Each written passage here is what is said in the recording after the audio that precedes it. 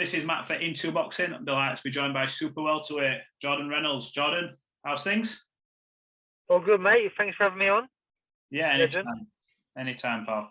I know you like to work hard, but it looks like you've had one hell of a holiday, bud. Oh, man, it's well needed. Listen, I was still training out there. I was doing one day on, one day off. But I thought, you know what? I needed it's been a bit of a mad year. So I just thought, you know what? I ain't gonna. I know it's gonna be a busy year, so I just thought I can get 2 weeks out here.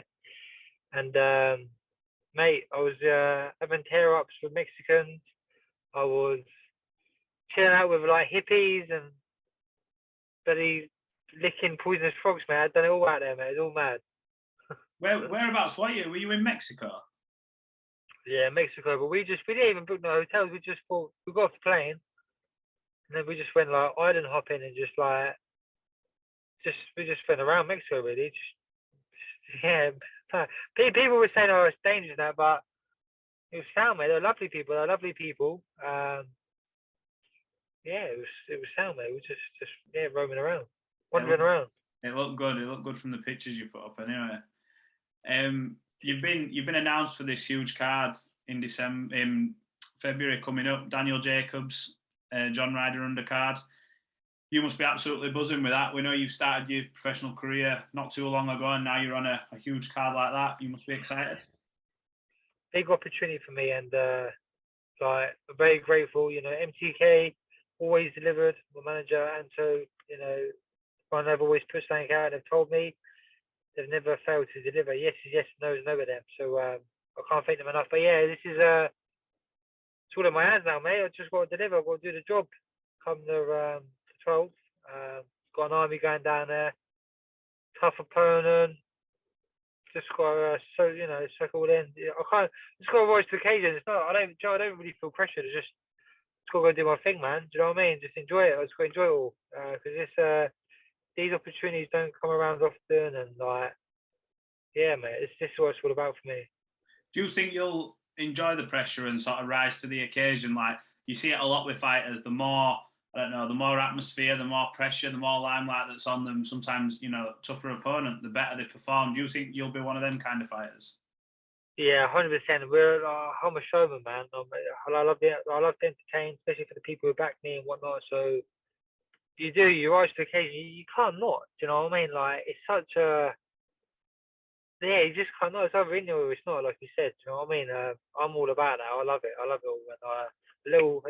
And little switch goes in my head, mate, and I just do you know what I mean? I'm on it come fight night throughout the week and whatnot. I look forward to the press conferences and the weigh-in, and it's all new, so it's all new to me as well. Do you know what I mean? It's still early in my career, so I mean, it's my fourth fight, so I just got to learn and keep sucking all in. It's going to help me in the long term. Looks like it's going to be a good card. You've got Johnny Fisher on there who's sold something like 1,500 plus tickets. You've got one hell of a following, and we've seen that at the MTK show. I think one of the last ones I saw, you'd had loads of people come down for that, and you've sold a good few hundred already. How important is it for you, and how good is it to have that support this early on? Because normally you see people down the line getting people jumping on the bandwagon, but you've got support now when you're only 3 fights in. Yeah, 100%. As I was saying, when I hit like the big platforms, and people see that I'm just a normal geezer, I'm a normal fella, just trying to chip away. I think people like it, and mate, it's unbelievable because the support I'm getting. It's not just in my town; it's all across the country. I've got lads coming from up north, Belfast, Ireland. I've got a couple of lads flying from Cyprus. Just messaged a fella there. He's got about 7 or 8 lads coming from Portsmouth. So, like, it's mad. Like the word spreads, and I can't quite speak to this really. It's unbelievable. And like you said, this is only early days. I think by a few big fights and me getting out there, because all for me, it's like, I've just put myself out there. Do you know what I mean? It's like word of mouth and my own little advertisements, and me just being myself on my social media. And people take to it, and I think I'm just ready for that next step now, the next level. So what a great show to be on. Eddie Hearn, Matchroom, The Zone. That's the platform to be on. So yeah, let's have it. Absolutely, yeah. It's a huge show, and they're going to Ali Pali, which Alexander Palace, they haven't done a show there. I think, I can't remember what Eddie said, it's something like 8 and 9 years, and they've good atmosphere for the darts there. So is that something that you're looking forward to, a place with a bit of atmosphere where you can feel like a proper crowd? Do you know what? I've actually boxed at Ali Pali twice in the Harringay Box Cup. They used the venue for the Harringay, and I won it twice there. And that's when everyone started. This is when I first was coming up as an amateur, and it's like an international tournament. You box for 3 days. You booked Friday, Saturday, Sunday, and I won a gold there twice. You booked 2 different countries, and they will come down. And I was always like selling a big load for an amateur. So Ali Pali's always been a good memories. I've always rose to the occasion there, and yes, I've always had a little bit of luck there. So hopefully, come 12, we keep that running streak and deliver on that. What's your, like as you've had your fights so far, what improvements have you seen in yourself? Because obviously you've made that transition now, amateur to pro, you've got your feet wet, you've had a few fights. What's the biggest sort of difference from, making that jump? What have you learned about yourself, if anything? Just your energy levels, taking your time, relaxing, don't rush. You know what I mean? It's you're boxing longer rounds, more rounds, so there's no rush. You know what I mean? And just settling in.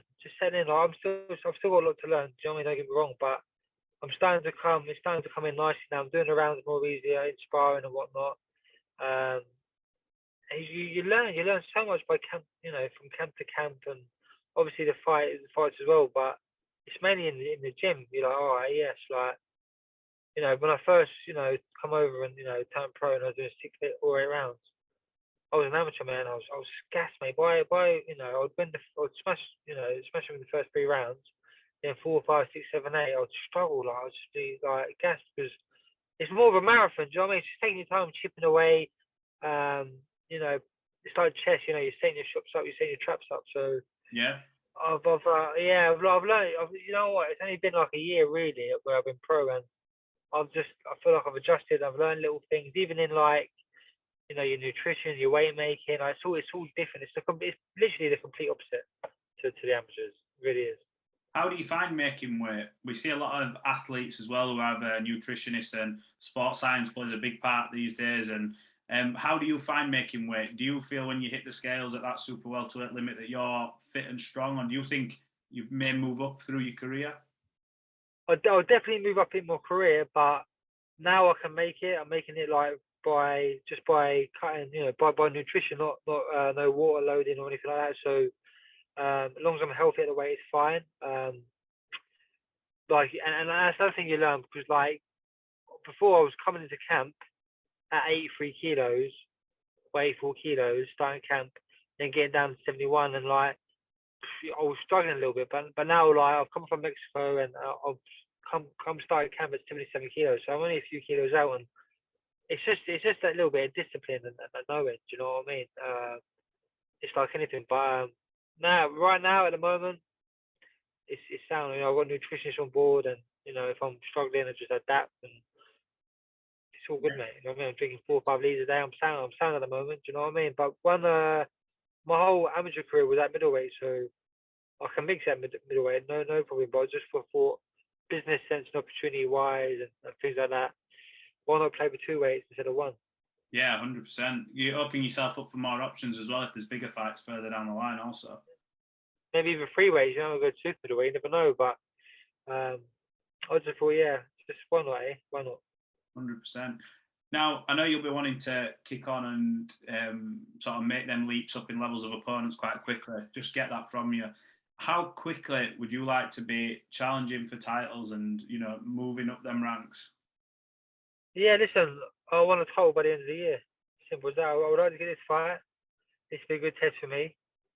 Then another fight, 8 or 10 rounds, probably be 8-rounder. And then jump in a title fight. Southern Area or English champion by the end of the year. I think we're going for Southern Area first. I need to speak to my management this week, but that's the plan anyway. Title by the end of the year, 100%. And like, I've got a tremendous team behind me. Like the whole stable, I think the whole stable in our iBox gym, we'll all have titles by the end of the year. So we're all flying, we're all pushing on. You know, you've got Big Al, Eddie Lamb, Paul Taylor, Ian Weaver there as well. So like we're all just, hey, we're all, you know, we're flying, we're flying. So it's good to have good people around you. You're gonna look after as well. You know what I mean? Yeah, important to have a good team. You seem to have obviously surrounded yourself with a good team, and obviously MTK are doing right by you, and they've got you on a huge show. That's it, mate. Like I can't fault them. Like, they're giving us, they're giving us lads, right? Us lads that really, you know, we all come from our towns. A lot of 9 times out of 10 boxers, they're just giving us opportunities to change our lives. Do you know what I mean? And that's what they're doing. And like I said, like, yes is yes with them, and no is no. There's no BS. Like, there's no BS with them at all. Like, like they're very straight. They can't do something for you. They can't do it. They tell you. And I had to sit down after my last opponent didn't pull out, and he said, "All right, yeah, you know, gave me a little plan, and start the year, it's delivered." So, but I'm always putting the work in, man. Like, I don't. Do you know, even if I'm going on holiday or things like that, I'm still grafting. Do you know what I mean? I'm always chipping away at something. So, absolutely. You speak about Grafton. One thing I didn't know about you, which I actually saw today, I don't know how it popped up on my YouTube feed, but you actually did some sparring at the Mayweather Boxing Gym, didn't you? Oh, yeah. I went out there for a little, me and Joe Laws went out there just for a little blowout, really, a little party and that. And we just ended up, I said, like, listen, I said, we went out, I said, we was hanging a bit. I don't think we even slept, to be honest. And it was about 7 in the morning, all right. I was all right. I said, let's go over the gym. We was in like shorts and a vest, short shorts, vest. You know what I mean? We walked in there, and I'm like, oh mate, I'm just like, just a bit like, just a bit. I'm happy. Do you know what I mean? I'm happy. And I was like, yeah. I was like, listen. I said, Joe. I said, the worst thing could happen. I said, look, we get knocked out. Who cares? That's the worst thing that can happen, mate. I said, who's that? Joe Laws. Right? Joe Laws. Yeah, I said that's what happened. I said, who cares? I said, who cares? He's like, yeah. He's like, fuck it. So I was like, all right, let's have it. So I went in there. I was like, yeah. I said, I want to spar. And I only had a gum shield, all right. And he was like, you don't want to spar, man. You don't want to spar. I was like, no. I said, bro, I'll spar. I just come here to spar. I couldn't really bother to hit the bags now. I just would have a little feel or whatever like. So I waited around for 40 minutes and that. And I was like, taking a mick here. So I was like, so I went to the geezer. I said, look. I said, you know what, mate? I said, I'll spar anyone. I said, I don't care. I said, go on. He's like, okay, we got something for you. So Joe Law's winning first. Joe done all right. Joe done well. Then they put me in the doghouse. It was like no timer, no round. Yeah, I think mine lasted about 6.5 minutes, and then he quit. So that yeah, and then they were like, man, use the dogs. And then we was in the gym every day, and then the next day, obviously the word got out. I'm bloody Roger Mayweather come in and all that, and with Devin Haney. I'm sparring Kevin Newman and Andrew. I sparred Andrew Tabiti and all this stuff, and I was just like, oh mate, but I was there every day after that. And what was that like? Did you manage to spar Haney or Andrew Tabiti? No, I sparred Andrew Tabiti, and do you know what, mate?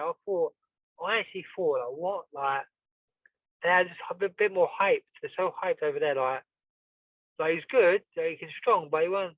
I don't know. I've been with him for better fights than him before, but. Devin Haney, very good. He sparred Joe Laws. Joe Laws gave it to him though. Joe Laws just jumped on his chest. I think he was like a bit shocked. You know what I mean? Yeah.